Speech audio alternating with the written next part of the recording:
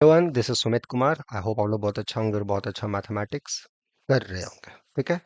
कल हमने CSR net का जो कल एग्जाम हुआ था उसका दो एक क्वेश्चन या दो क्वेश्चन का सॉल्यूशन दिया था। आज हमारे पास ये क्वेश्चन है, तो जैसे जैसे लोग क्वेश्चन यहाँ भेज रहे हैं वैसे वैसे मैं ये आंसर दे रहा हूँ। ठीक है। तो सॉल्यूशन सीरीज चल रहा है। कल जो सीएसआर नेट का एग्जाम मतलब जून 2025 का जो एग्जाम हुआ था जुलाई के 28 जुलाई में, उसका सॉल्यूशन पे हम लोग डिस्कशन कर रहे हैं। ठीक है।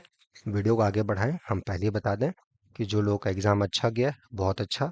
जिन लोगों का ये क्वेश्चन गलत बनाए होंगे, हम जो आंसर देंगे तो ज़्यादा होपलेस नहीं होना है, ये रखना है कि हम इस वीडियो से क्या सीखे और आगे हम क्या सीखना चाहते हैं। ठीक है। और उसमें और कॉन्सेप्ट वाइज आपको ज़रूरत होगा तो हम रेगुलर बैचेस 2 तारीख से स्टार्ट होंगे, आप उसमें जुड़िए और मैथ को नए स्केल पे ले जाइए। ठीक है। ओके। चलो स्टार्ट करते हैं। क्वेश्चन हमारे पास है, पूछा गया है कि एफ सी से सी के बीच में कोई इंटायर फंक्शन है विथ जो इमेज है एफ ऑफ सी का वो एक्स प्लस आई वाई एक all those complex number such Y equal to x plus one उसके अंदर कंटेन्ड है। तो एफ के बारे में पूछा जा रहा है, एफ क्या होगा? Is it a polynomial of degree at least two? F can not be a non constant function. F non constant function हो नहीं सकता है। थर्ड ऑप्शन है एफ इज कांस्टेंट। फोर्थ है कि F has a removal singularity at Z equal to zero. तो बड़ा ही simple question है। आपके पास एक इंटायर फंक्शन है जिसका रेंज सेट एक सेट के अंदर दे रखा है, बड़ा ही वेल नोन सेट है। ये क्या है हम डिस्कशन करेंगे अभी। दूसरा, उसके बेसिस पे हमसे ये पूछा जा रहा है कि ऐसा कोई अगर इंटायर फंक्शन सेटिस्फाई करता है तो उस इंटायर फंक्शन के बारे में हम लोग क्या बात कर सकते हैं। क्या वो पॉलिनोमियल होगा, कांस्टेंट पॉलिनोमियल होगा या नॉन कांस्टेंट होगा, या उसकी कुछ सिंगुलरिटीज के बारे में बातचीत कर सकते हैं कि नहीं कर सकते। So here and there this type of options. ठीक है। तो कैसे अप्रोच किया जाए, चलिए देखते हैं। Okay. So solution, how one should approach, क्या हमारा थिंकिंग प्रोसेस हो इस टाइप के क्वेश्चन को करने के लिए। ठीक है। इसके लिए बस दो तीन चीजें आप रिकॉल कर लो। ठीक है। क्या क्या चीजें हमें रिकॉल करनी है?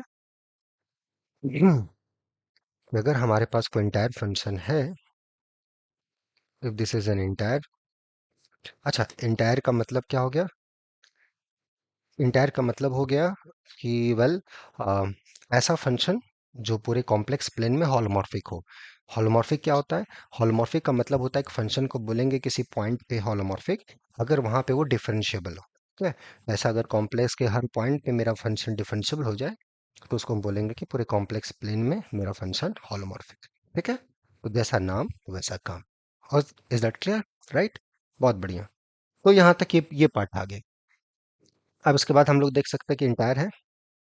सो अगर कोई इंटायर फंक्शन है देन, तो अगर देन जो रेंज सेट होता है, रेंज सेट जो होता है कॉम्प्लेक्स प्लेन का, या तो कॉम्प्लेक्स प्लेन होता है या complex plane minus one point होता है या तो सिंगलटन सेट होता है।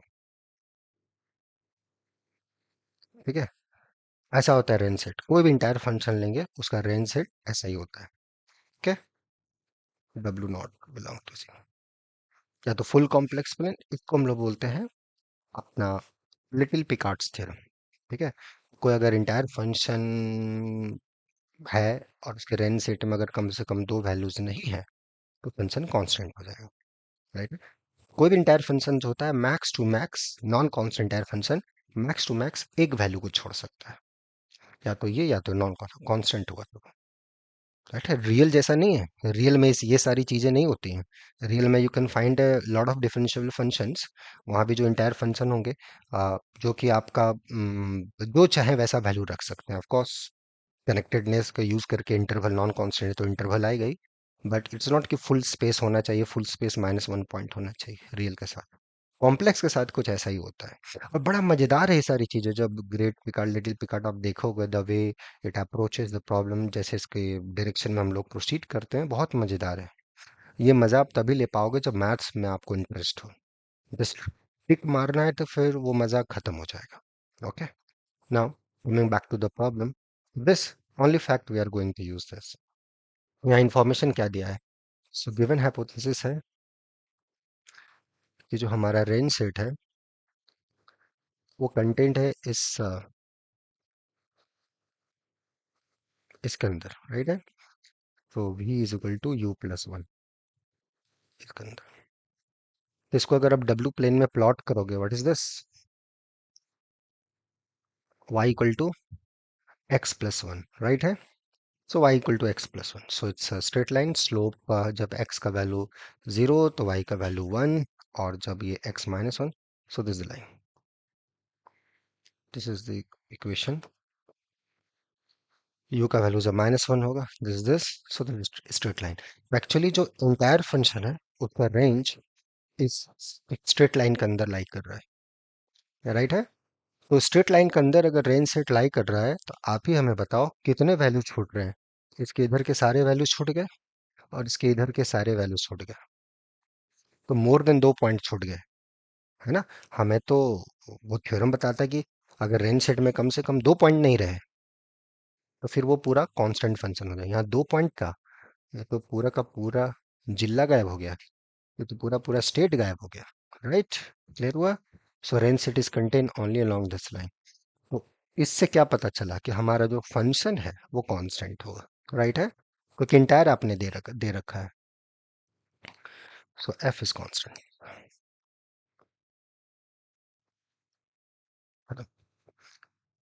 भाई, ग्रेट पिकार्ड थ्योरम, लिटिल जो आपको लिटिल पिकार्ड थ्योरम जो भी आप बोलना चाहते हैं, इज दैट फैक्ट।